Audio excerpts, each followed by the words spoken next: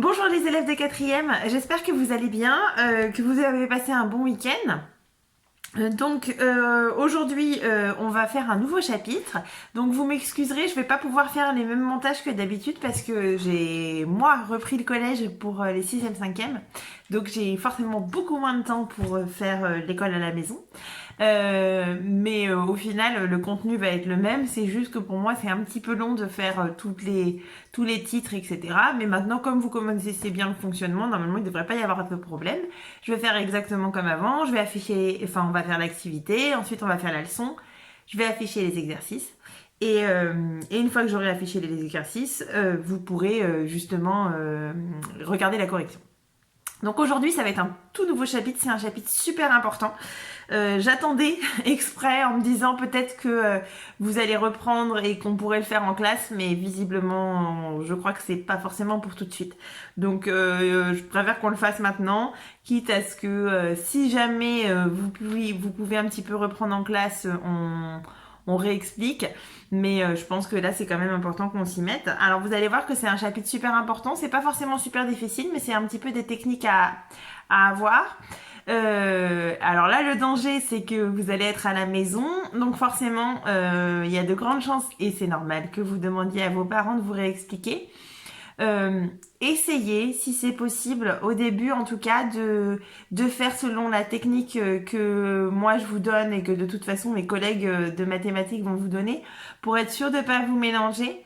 C'est ce qu'on dit déjà en général en classe. Alors là, du coup, forcément, comme vous êtes à la maison, c'est encore pire. Essayez au début de vraiment faire comme ce que nous on vous dit. Alors c'est important pour quand on va faire des chapitres qui vont être un peu plus compliqués, de prendre tout de suite les bonnes habitudes. C'est pour ça. Alors vous verrez, donc le chapitre ça s'appelle les équations. Donc on a l'impression que c'est quelque chose de super compliqué. C'est pas compliqué, c'est important. C'est pour ça que je voulais attendre. C'est des techniques à apprendre, mais c'est comme le calcul littéral. Une fois qu'on a commencé à avoir un petit peu le pli, vous allez voir que ça va aller tout seul. On va prendre notre temps, c'est-à-dire que là, on va faire séance par séance. Le but, c'est de bien comprendre chaque petit exercice que l'on va faire pour être sûr de bien acquérir les différentes notions. Et ben on est parti, on va pouvoir faire l'activité d'introduction. Donc le principe, donc ça s'appelle les équations, mais on va expliquer après ce que c'est une équation. On va déjà faire une petite activité. Donc je fais exprès, j'ai marqué 2 programmes. Donc vous vous souvenez, les programmes de calcul, c'est une suite d'instructions que l'on vous donne et qu'il va falloir suivre à la lettre. Donc là par exemple, ce sera prendre un nombre, le multiplier par 3, ajouter 5. Ça c'est le premier programme. Le deuxième programme, prendre un nombre, le multiplier par 4 et ajouter 3. Pour être sûr que vous compreniez comment fonctionne le programme de calcul, je vais prendre par exemple comme nombre de départ, on va dire 5, d'accord, pour le programme A, pour que vous compreniez le principe. Le multiplier par 3, donc vous vous souvenez, on fait 5 fois 3, ça nous donne 15. Ajouter 5, on trouve 15 plus 5 égale 20. C'est-à-dire que si j'ai 5 en nombre de départ, je vais arriver ensuite en nombre d'arrivée à 20. Le programme B, alors je vais prendre 5, ou je vais prendre 7, allez. Je prends 7 comme nombre de départ, je le multiplie par 4, donc 7 fois 4, ça nous donne 28. J'ajoute 3, 28 plus 3, ça nous donne 31. Et donc, si je prends 7 comme nombre de départ, je vais arriver à 31. La question que je vais me poser, ça va être, si je prends le même nombre de départ pour le programme A et pour le programme B, est-ce que je vais arriver au même nombre d'arrivées? Alors nous, on va essayer, hein. Déjà, vous vous souvenez, on avait déjà fait un petit peu des exercices comme ça. Alors là, j'avais pris 5 comme nombre de départ. Je vais essayer de prendre 5 comme nombre de départ pour le programme B.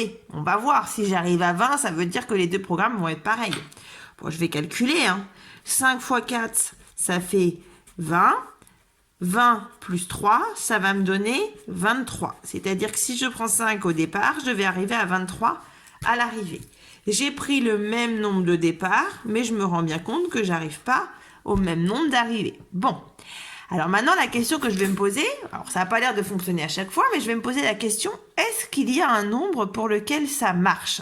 C'est-à-dire, est-ce qu'il y a un nombre pour lequel, si je prends justement mon nombre pour le programme A et pour le programme B, je vais arriver au même résultat. Et bien ça justement c'est ce qu'on va essayer de faire, c'est ce qui s'appelle résoudre des équations. Alors le mot équation, il va falloir qu'on comprenne ce que ça veut dire que ce mot équation, parce que c'est pas forcément si simple que ça. Le principe d'une équation, c'est que vous allez avoir une égalité. Toujours, dans une équation, il y aura toujours le signe égal. Là, moi, je vais faire exprès, je vais prendre mes deux programmes et on va essayer de comprendre ce que c'est qu'une équation à travers ces deux programmes. Dans une équation, il va forcément y avoir une histoire de calcul littéral, de calcul avec les lettres. Donc moi, mes deux programmes, mon programme A et mon programme B, ce que je vais faire, c'est que je vais les exprimer, je vais expliquer, les écrire en langage mathématique, les écrire avec une lettre. Vous vous souvenez, hein, si jamais je prenais un nombre, c'était x, je le multipliais par 3, ça nous donnera 3x, j'ajoute 5, ça nous donnera 3x plus 5. C'est-à-dire que mon programme A, ça revient, si je prends x comme nombre de départ, je vais arriver à 3x plus 5 en nombre d'arrivée. Mon programme B, je prends x comme nombre de départ, je multiplie par 4, ça va me faire 4x, j'ajoute 3, ça va me faire 4x plus 3. C'est-à-dire que si j'ai x comme nombre de départ, je vais arriver à 4x plus 3 en nombre d'arrivée. Ça, c'est mes deux programmes de calcul. C'est ce qu'on a expliqué. La question que l'on veut, c'est si je prends x comme nombre de départ, je voudrais arriver à ce que mes deux programmes donnent la même chose. C'est-à-dire, je voudrais arriver à ce que 3x plus 5, ce soit égal à 4x plus 3. Tout le chapitre des équations, ça va consister à se poser la question pour quelle valeur précise de x je vais avoir cette égalité qui va être vraie. C'est ça qu'on va se poser comme question. Une équation, c'est ça. Une équation, ce sera toujours une égalité, donc il y aura forcément le signe égal. Il y aura toujours des lettres, donc du calcul littéral. Alors pour l'instant, en général, la lettre c'est souvent x, mais ça peut être n'importe quelle lettre. Plus tard, vous verrez même des équations où il y aura plusieurs lettres différentes. Pour l'instant, en quatrième, il n'y a qu'une lettre, il n'y a qu'un type de lettre. Et donc, vous allez avoir donc un signe égal, des inconnus, donc des valeurs des lettres. Et puis, l'équation, elle est séparée en deux. Alors, je ne sais pas si vous arrivez à visualiser, mais mon équation ici, elle est séparée en deux. Et on va très souvent parler du fait que c'est séparé en deux. Je vais avoir le membre de gauche, donc qui va se situer à gauche du signe égal, et le membre de droite qui va être situé à droite du signe égal. Donc à chaque fois, mon équation, elle va toujours être ça. Et au début, on va y aller tout doucement. On va se poser la question, pour quelle valeur de x cette égalité, elle est vraie? Mais ça, indirectement, je ne sais pas si vous vous en souvenez, on l'a fait, mais au tout début de l'année. C'est-à-dire qu'au tout début de l'année, je crois même que c'était la première feuille d'exercice. Vous aviez une équation, par exemple 3x plus 5 égale 4x plus 3, et on vous demandait l'égalité, alors on le demandait comme ça. C'était écrit exactement comme ça. L'égalité est-elle vraie pour, par exemple, x égale 1? C'était le tout premier chapitre. On posait la question, l'égalité est-elle vraie pour x égale à 1? Pour y répondre, je suis sûre que vous vous en souvenez, il fallait faire les calculs séparément. Vous vous souvenez, il fallait calculer 3x plus 5 en remplaçant x par 1, donc dans le membre de gauche, d'une part, et d'autre part, il fallait calculer le membre de droite. Et on faisait bien le calcul séparément. Donc on faisait, d'une part, 3 fois 1 plus 5, on calculait, ça nous donne 3 plus 5, ça nous donne 8. D'autre part, on calculait exactement comme ce que l'on a déjà fait, 4 fois 1 plus 3, ça nous donne 4 plus 3, ça nous donne 7. Et on comparait les deux résultats, et ici on voyait que ce n'était pas la même chose, donc on marquait l'égalité est fausse pour x égale 1. Ça, c'est ce qu'on a fait au tout début de l'année. Et bien maintenant, on va faire exactement la même chose, sauf que plutôt de dire que l'égalité est vraie ou l'égalité est fausse, il va y avoir un vocabulaire un tout petit peu différent. Ça va être que le nombre pour lequel l'égalité est vraie, ça va s'appeler une solution de l'équation. Ça, c'est l'équation. La solution de l'équation, c'est la valeur de x ou les valeurs de x pour laquelle l'égalité va être vraie. Donc, plutôt que de poser la question « l'égalité est-elle vraie pour x égale à 1 ?» on va juste poser la question « 1 est-il solution de l'équation ?» C'est exactement la même chose que ce que l'on a déjà fait, sauf que c'est écrit d'une manière différente. Donc, quand on nous demande 1 est-il solution de l'équation, on va devoir faire exactement la même chose. Sauf que forcément, si jamais on n'a pas compris ce que ça voulait dire, le principe d'être est solution de l'équation, on n'a pas la moindre idée de ce qu'il faut faire. Alors qu'en fait, c'est tout simple. Regardez, on va prendre notre équation. Donc, notre équation, c'est celle-ci. 3x plus 5 égale 4x plus 3. Aujourd'hui, à chaque fois, on va vous proposer des nombres. Plus tard, ce sera à vous de trouver pour quel nombre là l'équation va être vérifiée, l'égalité va être vérifiée, c'est-à-dire que ce sera à vous de trouver la solution de l'équation. Mais pour l'instant, on vous propose un nombre et on vous demande juste est-ce que c'est solution ou est-ce que ça n'est pas solution. Ça va être ça au début. Donc par exemple, 3x plus 5 égale 4x plus 3. Si je demande, alors je suis sûre qu'en plus il y en a certains qui ont déjà un petit peu essayé de chercher parce qu'il y en a toujours dans les classes des élèves qui essayent de chercher. Si on nous demande... Et là, ce sera justement posé de cette manière-là. 2 est-il solution? Si je me pose la question 2 est-il solution de cette équation-là? Il suffit que je remplace x par 2 dans chacun des membres de mon équation. Donc, je vais calculer 3 fois 2 plus 5. 3 fois 2 plus 5, ça me donne 12. Je vais... oui, c'est ça. Non, pardon. 3 fois 2, ça fait 6 plus 5, ça me fait 11. Je vais y arriver. Et ensuite, d'autre part, je vais calculer donc 4 fois 2 plus 3, ça va me donner 11. J'arrive au même résultat, donc 2 est solution de l'équation. Les exercices que vous allez faire aujourd'hui, ça va être et solution de l'équation. Ça va être exactement ça. Donc là, on va faire comme d'habitude, on va d'abord regarder un petit peu la leçon, et puis juste après, vous allez avoir des exercices à faire. Donc voici le nouveau chapitre, programme de calcul et équation, grand 1, vocabulaire. Donc la définition, on nous dit qu'une équation est une expression dans laquelle il y a toujours un signe égal et une ou plusieurs inconnues désignées par des lettres. Donc en quatrième, pour résoudre une équation, il n'y aura toujours qu'une inconnue. Il peut arriver éventuellement, alors résoudre une équation, on va expliquer ce que c'est justement, mais il peut arriver éventuellement que... on vous propose plusieurs lettres si jamais on vous donne les valeurs. Mais vous inquiétez pas, vous allez voir, ce sera très facile. Donc, exemple, ici, 2x carré moins 5 égale x plus 10, c'est une équation où l'inconnu est désigné par la lettre x. Donc, ici, l'inconnu, c'est ça. Cette équation a deux membres. Le membre, donc, on sépare bien l'équation en deux, hein, le membre de gauche et le membre de droite. Donc, 2x carré moins 5 et x plus 10 sont les deux membres de l'équation.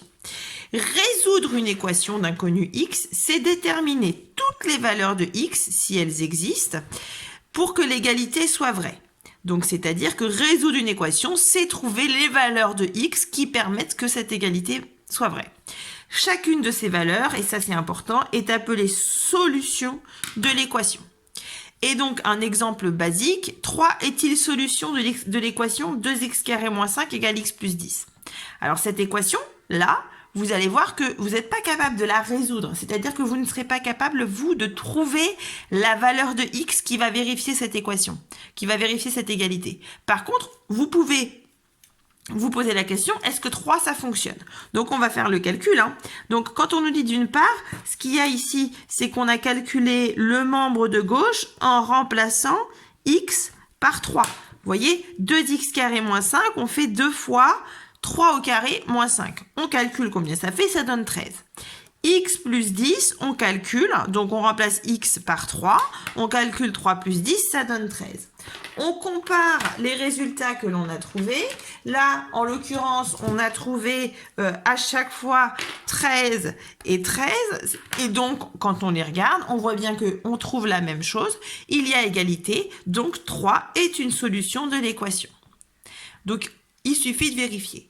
Là, ce qu'on va faire aujourd'hui, maintenant, on va faire deux exercices. C'est pareil, je vais vous les afficher. Et puis, juste après, on va pouvoir les corriger. Donc, le premier exercice, c'est l'exercice 1, page 85. Je vous l'ai affiché.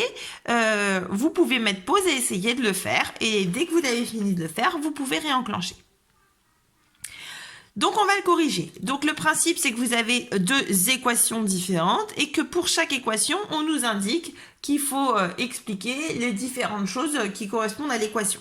Donc, nous, ce qu'on va faire, pour que ce soit plus facile, je pense que c'est que je vais corriger juste à côté. Ce sera peut-être plus facile pour vous. Je ne vais au début parler que de cette équation-là, c'est-à-dire que je vais faire tout l'exercice d'abord avec cette équation-là.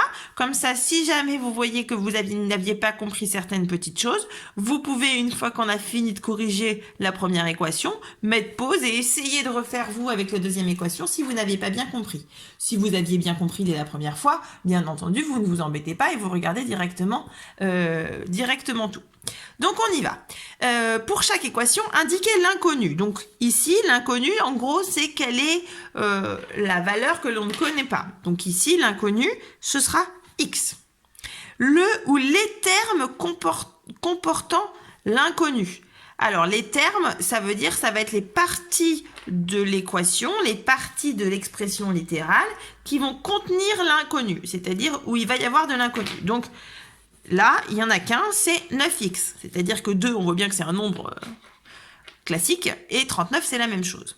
Le ou les termes constants. Les termes constants, ça va être des termes justement qui ne vont pas bouger en fonction de l'inconnu. Donc là, les deux qui vont être constants, ça va être 2 et 39. Et enfin, les membres de l'équation, il y en a deux. Donc, il y a 9x plus 2 et 39. Les membres, c'est les deux parties de l'équation. Maintenant qu'on a vu avec le premier, je vais prendre juste un autre crayon pour faire le deuxième, pour qu'on puisse corriger. Alors, si vous n'aviez pas compris ce qu'il fallait faire pour le premier, maintenant que vous avez vu la correction, vous pouvez tout à fait mettre pause, essayez très vite de refaire le reste. Parce que nous, on va pouvoir corriger donc cette équation-là. Donc, 4y plus 8 égale y carré plus 3. Donc, l'inconnu, c'est la valeur que l'on ne connaît pas. La valeur que l'on ne connaît pas, c'est y. Le ou les termes comportant l'inconnu, c'est-à-dire le ou les termes où il y a de l'inconnu. Alors, il y a 4y et puis il y a y carré. Le ou les termes qui ne bougent pas, il y aura 8 et 3. Alors, on se dit sur le coup que ça ne sert à rien, mais ça va nous servir plus tard quand on va devoir résoudre des équations.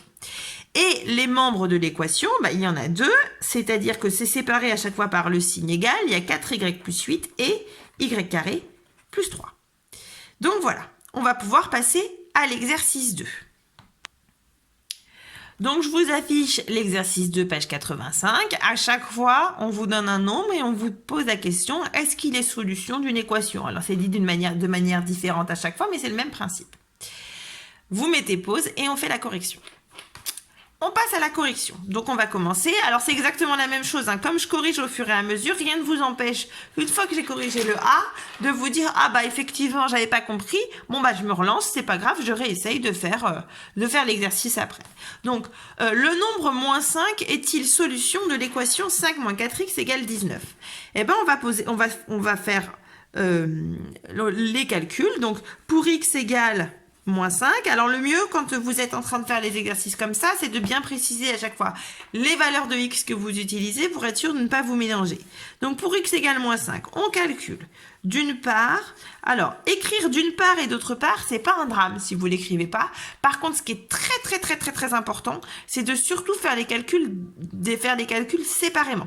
C'est-à-dire que quand on aura une équation qui sera un petit peu plus compliquée comme celle-ci, je vais réexpliquer à ce moment-là parce que faut être sûr de ne pas se mélanger. Donc là, indirectement, le d'une part et d'autre part, il va nous servir, mais pas tant que ça. Donc d'une part, on va calculer 5 moins 4 fois moins 5.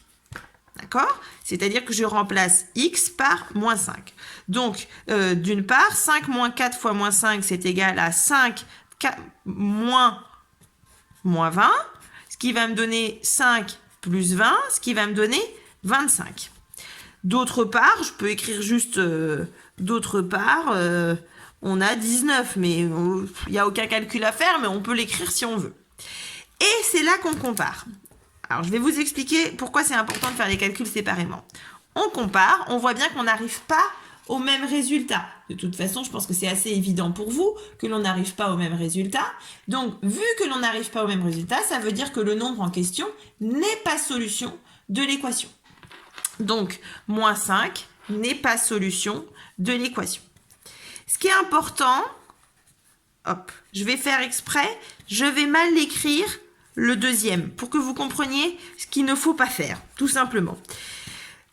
Parce qu'après, on nous demande de faire la même chose pour x égale moins 6. Donc, je dois faire pour x égale moins 6. Si je dois faire le calcul pour x égale moins 6, si on ne fait pas attention, on a tendance à faire ça. C'est-à-dire que c'est ce qu'on voit très souvent. On voit très souvent des élèves qui marquent 5 moins 4 fois moins 6 égale 19. Ils écrivent ça.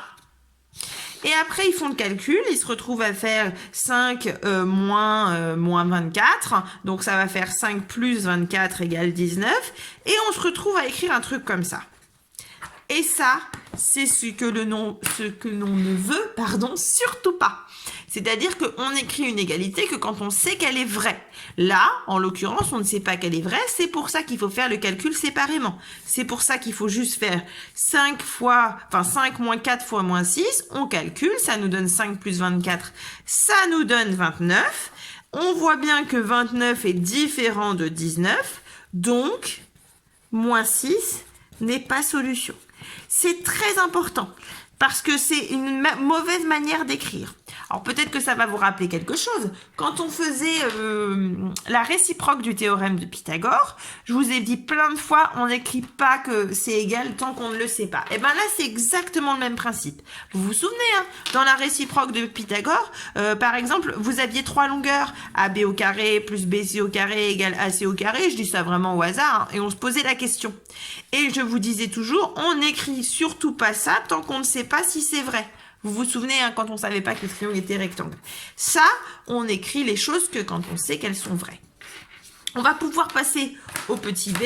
Le petit b, on nous demandait le nombre 8 est-il solution de l'équation 5y moins 3, donc 5y moins 3 égale 2y plus 2. On nous pose la question pour le nombre 8. Donc, pour le nombre 8, on fait notre calcul. On va marquer, donc on marque bien pour y égale 8. Notre petit calcul, donc on calcule d'une part, on fait le membre de gauche en remplaçant y par 8. Donc, 5 fois 8 moins 3, ça nous donne 37. D'autre part, on trouve en remplaçant donc y par 8, 2 fois 8 plus 2, on trouve 18. 37 est différent de 18. Hop, hop. Donc, 8 n'est pas solution de l'équation. Et on fait la même chose pour chacun des calculs. Donc, ce que je vais faire pour éviter que vous ayez à chaque fois à avoir les mêmes choses, je vais mettre pause et puis je vais avoir écrit toute seule et puis je vais vous laisser vérifier à chaque fois chacune de vos réponses et je vais peut-être un tout petit peu plus expliquer pour les moments qui peuvent un petit peu vous embêter. Donc, j'ai écrit ici la réponse pour y égale moins 3. Donc, j'ai bien réécrit mon équation. Je fais d'abord mon calcul. 5 fois moins 3, ça va me donner moins 15 parce que un nombre positif multiplié par un nombre négatif va donner un nombre négatif. Moins 15, moins 3. Vous vous souvenez, hein, ça c'est comme l'histoire des armées. On trouve moins 18. Si vous avez du mal, vous prenez votre calculatrice. Surtout parce que ce serait dommage de se tromper là-dessus. Ensuite, 2 fois moins 3, ça nous donne moins 6, plus 2, ça va nous donner moins 4. Moins 18 différent de moins 4. Donc, y égale moins 3 n'est pas solution de l'équation. Pour la suivante, avec une fraction, j'ai fait exprès de ne pas le remplir pour le remplir avec vous. Y égale 5 tiers. On ne s'affole pas, c'est pas parce qu'il y a une fraction que ce n'est pas la même chose, c'est exactement pareil. Donc 5 fois 5 tiers moins 3, je vais calculer, là c'est une multiplication, 5 fois 5 tiers ça va me donner, alors vous vous souvenez, hein, je fais comme si j'avais un petit 1, ça va me faire 5 unièmes fois 5 tiers, je multiplie les numérateurs entre eux et les dénominateurs entre eux, ça me donne 25 tiers moins 3, je fais 3 sur 1 et ensuite je mais au même dénominateur. Là, le plus simple, c'est de faire x3 en haut et en bas pour la deuxième fraction. Ça va me donner 25 tiers moins 9 tiers. Je fais exprès, ça me permet un petit peu de revoir les fractions. Et 25 moins 9, ça va me donner 16 tiers. D'autre part, 2 fois 5 tiers moins 3, donc je fais 2 fois 5, 10 sur 1 fois 3, 3. Plus 2, exactement la même chose, 2 unièmes, je vais faire x 3 en haut et en bas, ce qui va me donner 10 tiers plus 6 tiers, ce qui va me donner 16 tiers. Je compare mes deux résultats, j'ai 16 tiers et 16 tiers, donc ça veut dire que y égale 5 tiers est solution de l'équation. On va passer à la correction du petit c. Je vais faire exprès, je vais faire exactement pareil. Je vais préparer la correction pour vous l'afficher directement. Donc la petite c nous demande, on a l'équation qui est un petit peu particulière, alors vous verrez que ça vous apprendra à résoudre ça qu'en première. Donc z carré plus z moins 6 égale à 0, donc pour z est égal à 5, il n'y a pas de piège, hein. On fait 5 au carré plus 5 moins 6, on calcule 25 plus 5 moins 6, on trouve 24, on voit bien que c'est différent de 0. Donc z égale 5 n'est pas solution de l'équation. Par contre, pour z égale moins 3, là il y a un petit piège. Pourquoi? Parce que si on ne fait pas attention, donc là il y a un nombre négatif, si on ne fait pas attention, on calcule comme ça. Il y en a plein qui vont calculer comme ça. D'ailleurs, c'est souvent, la plupart d'entre vous, vous avez dû faire ça.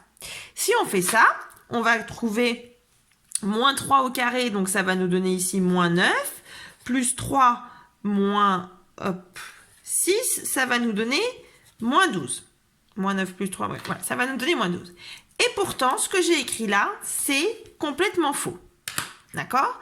Pourquoi? Parce que c'est z en entier que l'on est censé mettre au carré. C'est-à-dire que c'est moins 3 en entier que je vais mettre au carré. Normalement, il va falloir que je fasse attention, il va falloir que je mette des parenthèses. Je vous avais embêté déjà avec l'histoire des parenthèses sur les puissances. Donc, moins 3 au carré plus 3, pardon, plus... en plus, d'ailleurs, j'avais fait une erreur de calcul. C'était plus moins 3. Et du coup, ça donnait pas moins 12, ça donnait moins 15. Donc, moins 3 au carré plus moins 3 moins 6. Quand je vais faire ce calcul-là, moins 3 au carré, ça donne 9. Moins 3 moins 6. Et je vais trouver 0. Donc, z égale moins 3 est une solution de l'équation. Donc, z égale moins 3 est solution de l'équation. Si je ne mets pas mes parenthèses, je trouve moins 15 et ça ne fait pas une solution. Et si je mets bien mes parenthèses comme je suis censé faire, je trouve bien 0. Donc, c'est bien une solution de l'équation. C'est important de faire attention à ça. Et ensuite, le dernier, pour z est égal à 2.